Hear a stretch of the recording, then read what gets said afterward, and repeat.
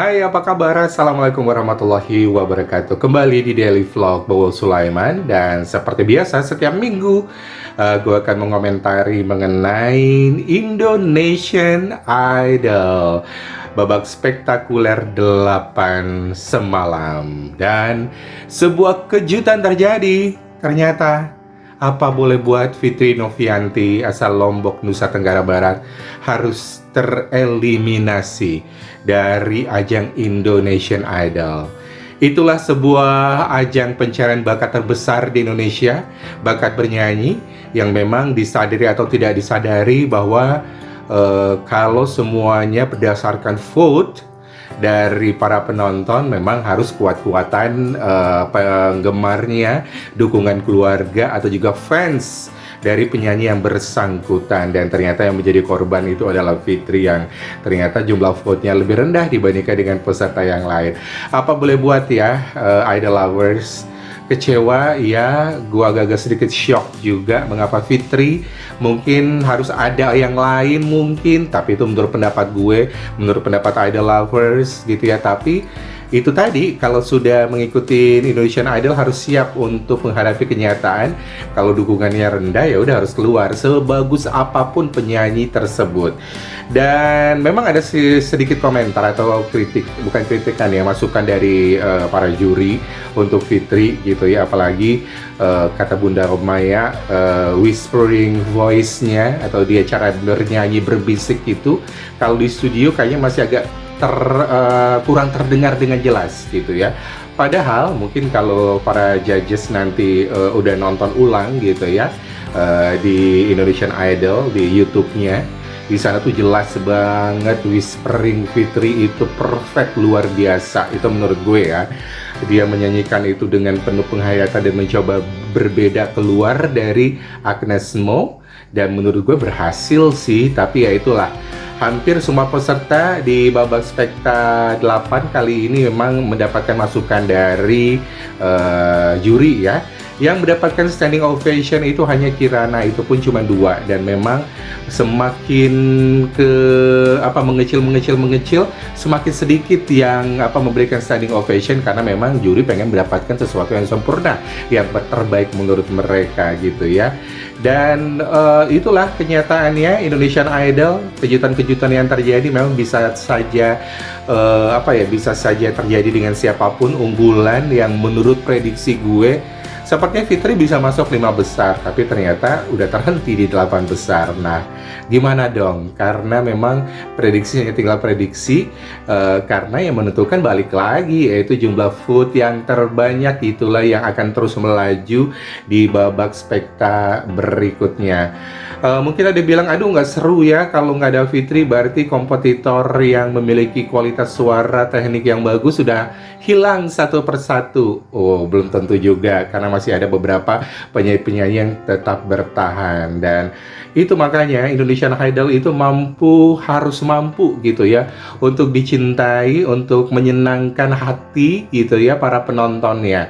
Kalau mereka udah mampu gitu ya, dicintai oleh penonton gitu, apakah itu fansnya, keluarganya, atau siapapun, bahkan yang bukan fans pun akan dengan rela untuk nge-vote karena mereka suka dari penyanyi yang bersangkutan. Mungkin dari cara pembawaannya, kemudian dari cara bernyanyinya, dan masih banyak lagi faktor-faktor lainnya, sehingga dia ini akhirnya sedikit demi sedikit dicintai oleh para penonton di rumah, sehingga penonton dengan rela untuk nge-vote. Dan itu merupakan satu modal yang luar biasa. Dan salah satu yang berhasil dicintai oleh para penonton di rumah itu adalah Melisa. Kalau menurut gue, Melisa itu dengan pembawaannya, gayanya, manisnya, cara bernyanyinya gitu ya, itu bisa menjadi model dia untuk ke babak 5 besar yang akan datang.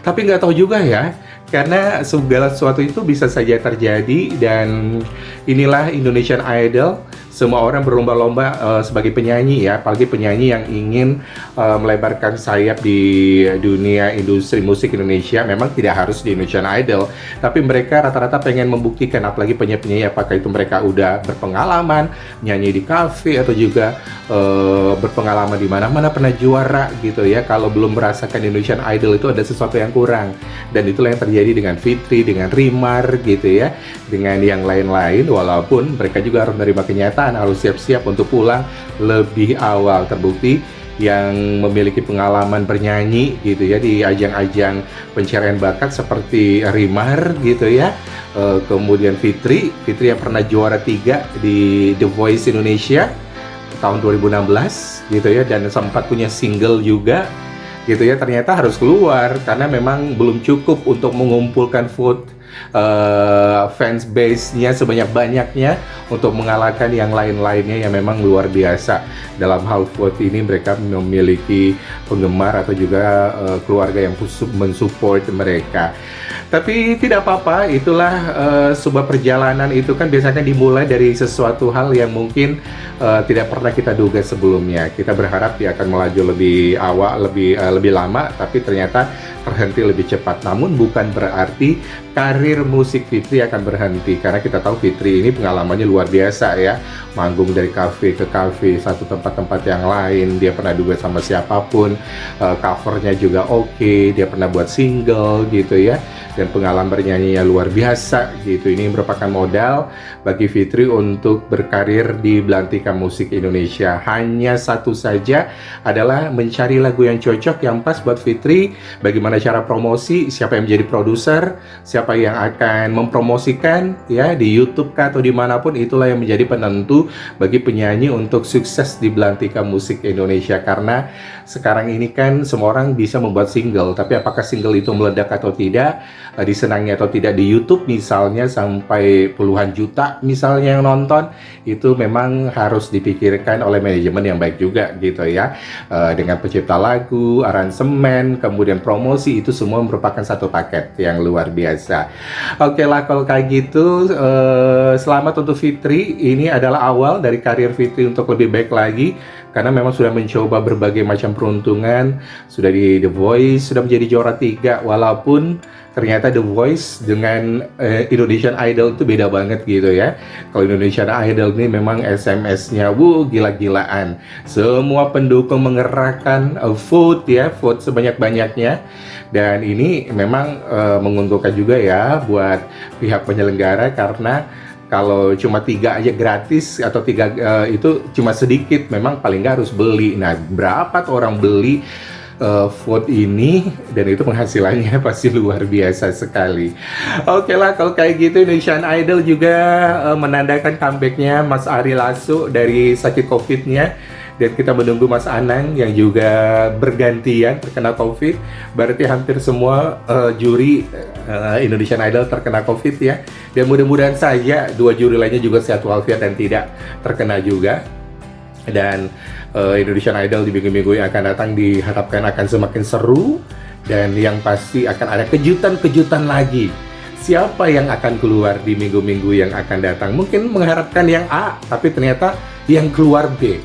Mengharapkan yang keluar B, tapi ternyata yang keluar C. Dan itu nggak ada yang nggak mungkin di Indonesian Idol. Sampai si Boy William harus sampai terduduk kayak gitu ya. Nggak nyangka Fitri akan keluar, walaupun Dewan Juri sudah meminta masyarakat Indonesia untuk nge-vote gitu ya. Tapi bagaimanapun juga itulah kenyataannya. Di Indonesian Idol segala sesuatu itu bisa saja terjadi. Yang unggulan pun bisa saja lebih awal akan tereliminasi. Oke, walaupun agak kecewa dengan keluarnya Fitri, namun inilah yang namanya juga sebuah kompetisi ya. Pasti ada yang keluar, tapi ada yang bertahan, dan juga akan ada yang menjadi juara cepat atau lambat. Dan mereka akan memiliki karirnya masing-masing di masa yang akan datang. Mudah-mudahan saja mereka tahu bagaimana caranya untuk mereka suksesan di belantika musik Indonesia. Oke. Kita jumpa lagi di komentar berikutnya di Indonesian Idol 2021. Terima kasih yang sudah menyaksikan vlog ini. Jangan lupa di like, di komentar boleh, di subscribe itu penting banget, dan juga ditekan lonceng notifikasi supaya kita bisa terhubung apabila ada video-video terbaru dari gue. Kita jumpa lagi di lain kesempatan. Assalamualaikum warahmatullahi wabarakatuh. Bye-bye.